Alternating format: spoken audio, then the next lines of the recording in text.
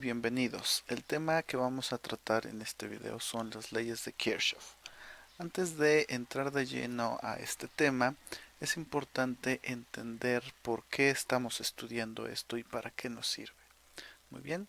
En ingeniería eléctrica, en física, en electrónica, generalmente nos encontramos con este tipo de arreglos de elementos donde tenemos baterías y resistencias interconectadas de diferentes maneras.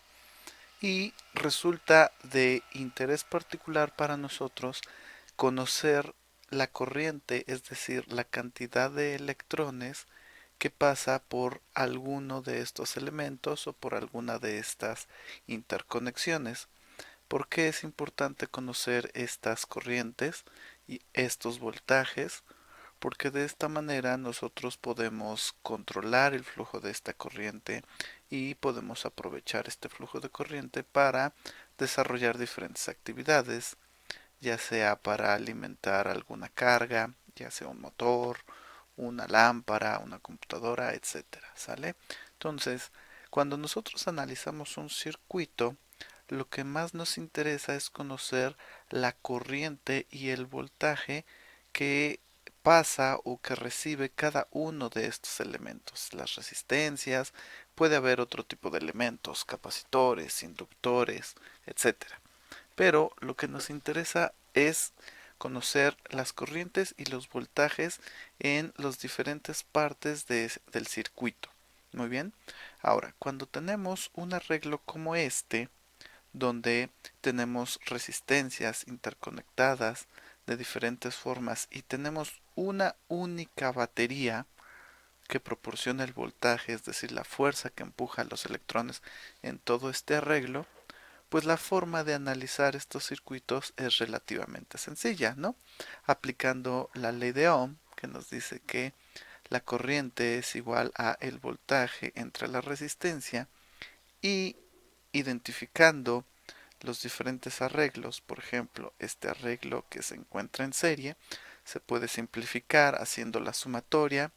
Posteriormente, la resistencia equivalente de estos dos se va a encontrar en paralelo con esto, entonces se puede resolver calculando el paralelo y así sucesivamente hasta encontrar una única resistencia equivalente y una fuente conectada a ella. Aplicando la ley de Ohm, llegamos a conocer la corriente a través de esa resistencia.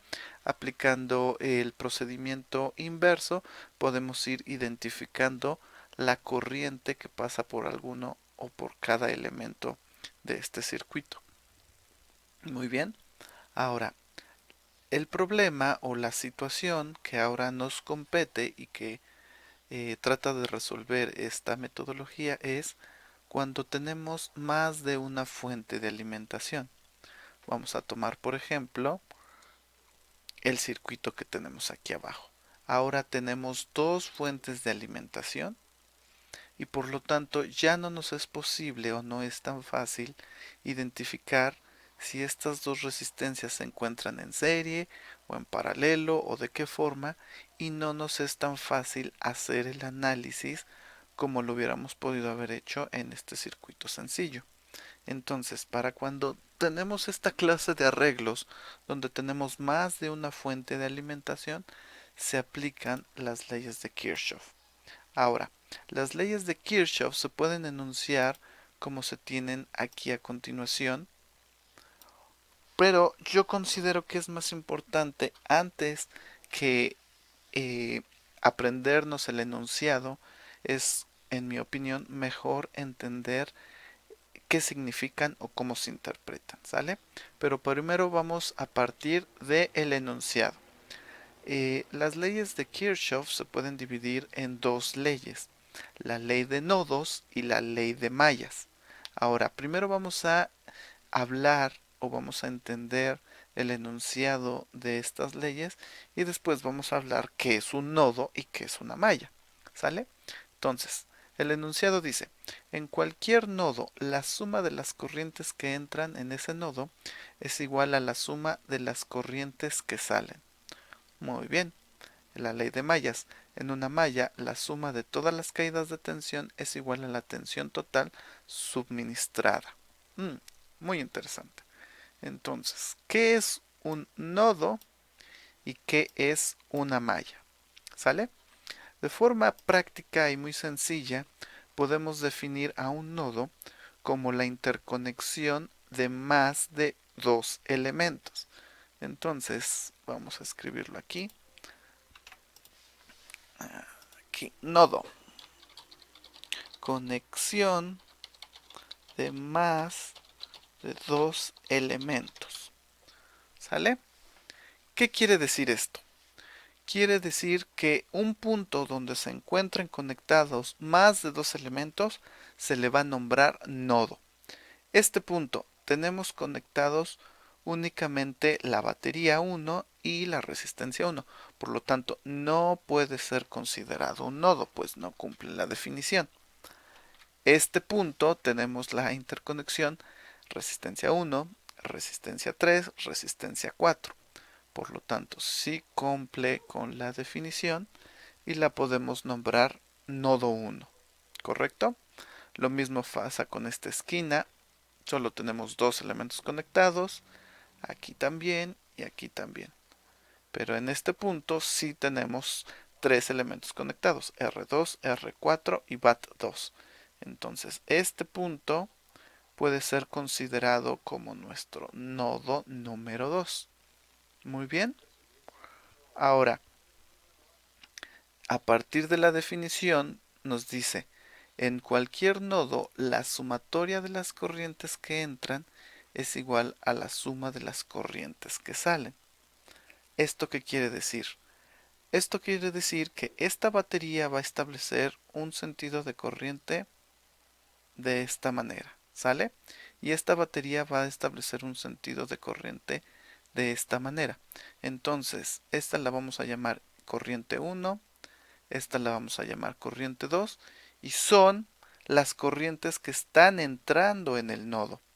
Y en este punto, pues, va a salir la corriente, que yo la voy a llamar I3, ¿sale? Entonces, ¿qué nos o cómo interpretamos el enunciado de la ley de nodos? Pues quiere decir que la corriente 3 es igual a la sumatoria de la corriente 1 más la corriente 2. Esta es la interpretación del enunciado de la ley de nodos. La, el total de la corriente que sale por un nodo es igual al total de las corrientes que entran en ese nodo. Si lo quieren ver, lo podemos ver como una tubería de agua. Muy probablemente ustedes tienen esto en casa, una conexión en T. Entonces uno conecta una entrada de agua aquí, otro conecta otra entrada de agua aquí, y entonces el agua que sale por aquí pues es la suma de la entrada 1 y la entrada 2. ¿Sale? Eléctricamente es exactamente lo mismo, solo que no trabajamos con agua, trabajamos con electrones. Entonces, la cantidad de electrones que entran por aquí más la cantidad de electrones que entran por aquí van a ser, al fin y al cabo, tienen que ser, pues no hay otro camino, los electrones que salen por aquí. ¿Cómo se interpreta esto matemáticamente? Bueno, pues I1 más I2 es igual a I3. ¿Sale? Entonces, antes de memorizarnos lo que es este enunciado, yo prefiero que se entienda el significado físico de esta ley. ¿Sale? Entonces, nodo es la interconexión de más de dos elementos.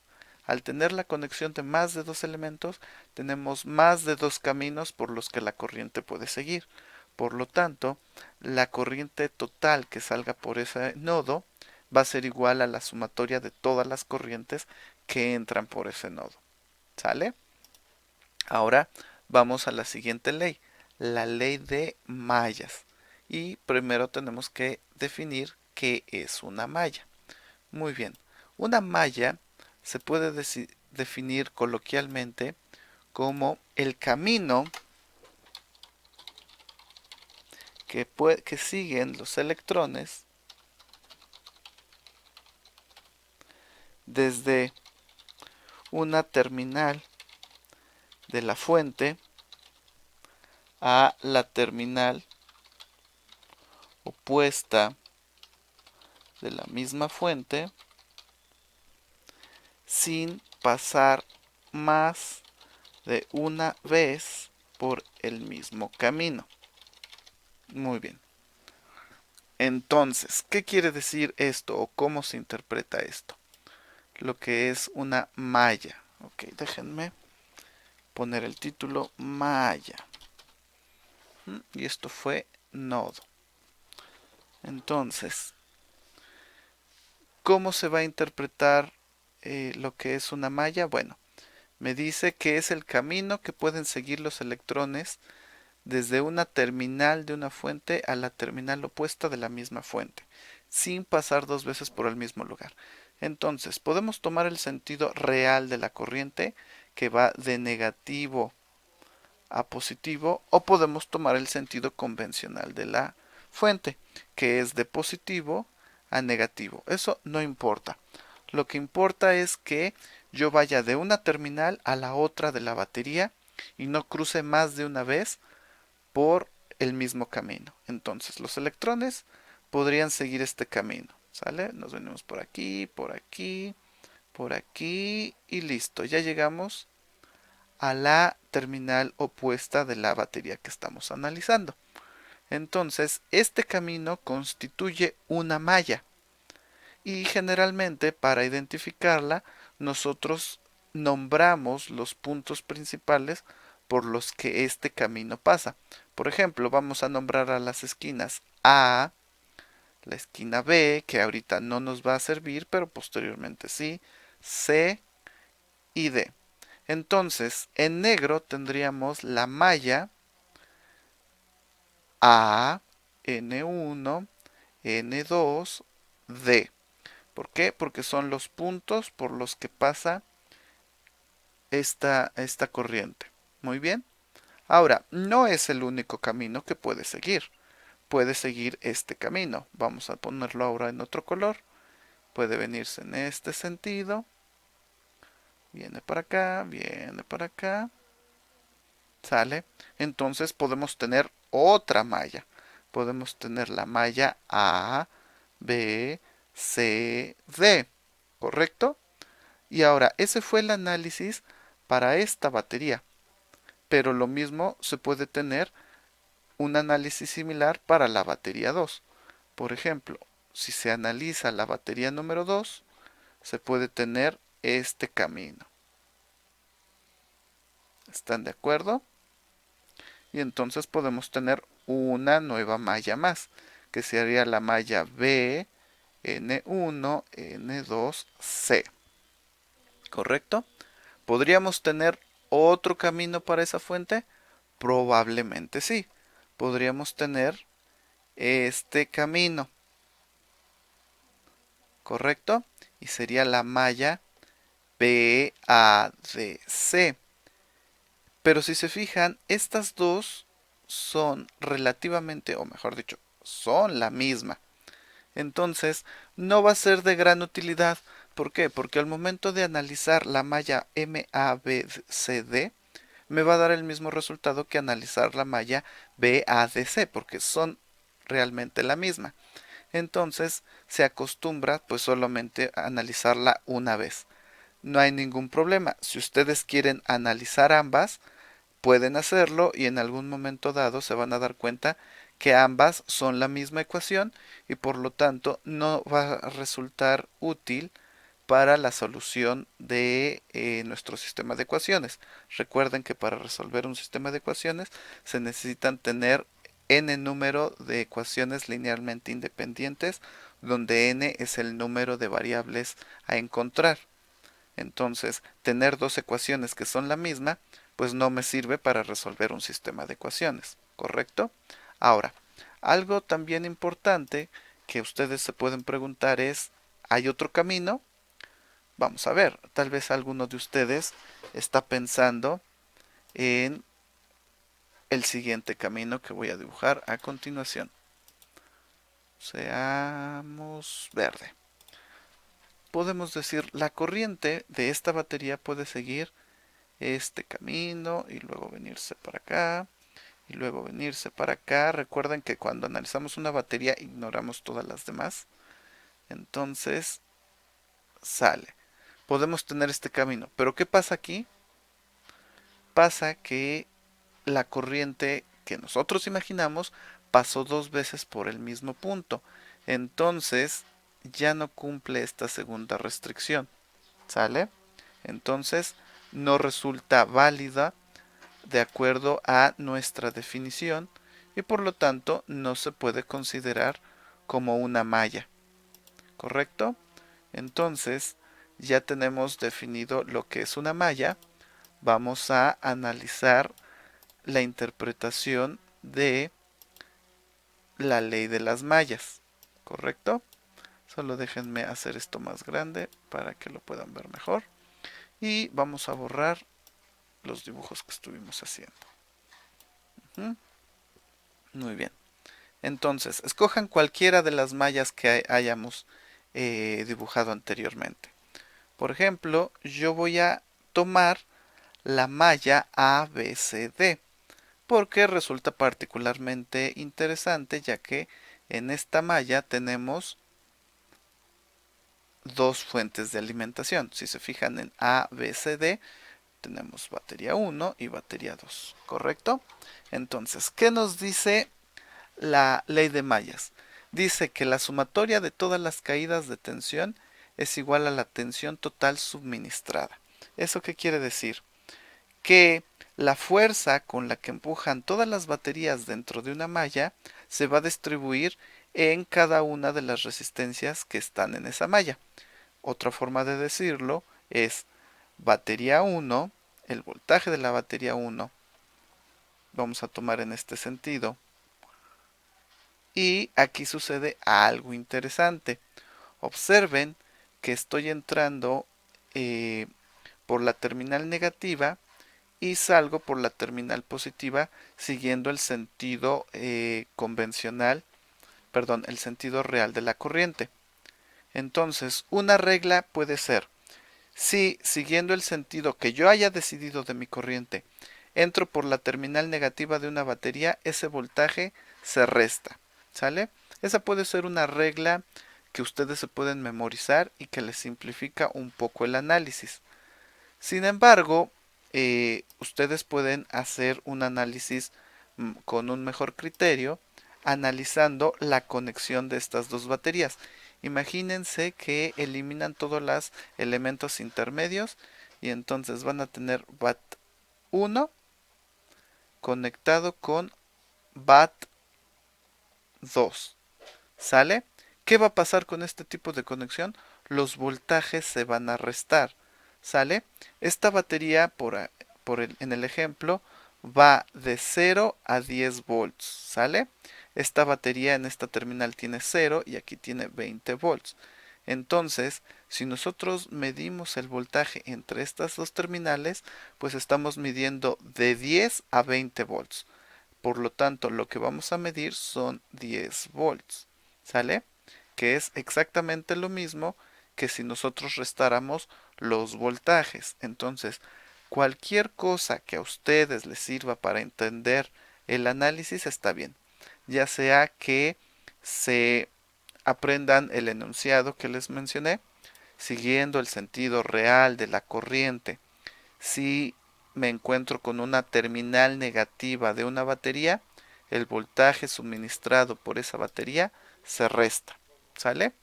Ese es un enunciado que les puede servir para entender.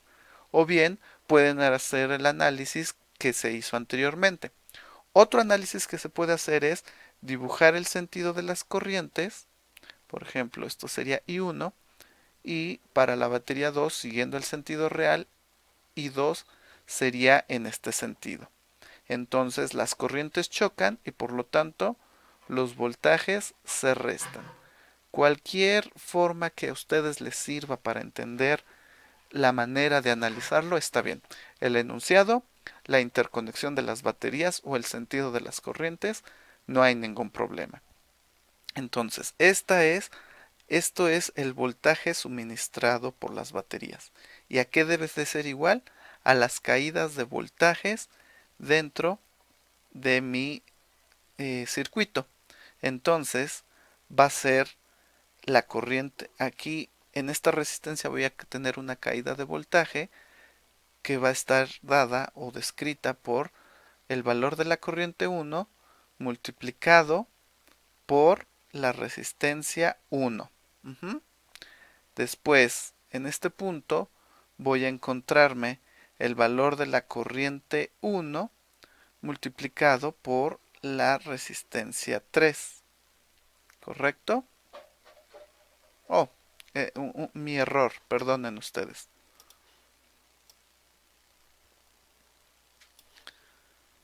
En este punto, cuando llega aquí, la corriente I1, déjenme volverlo a dibujar.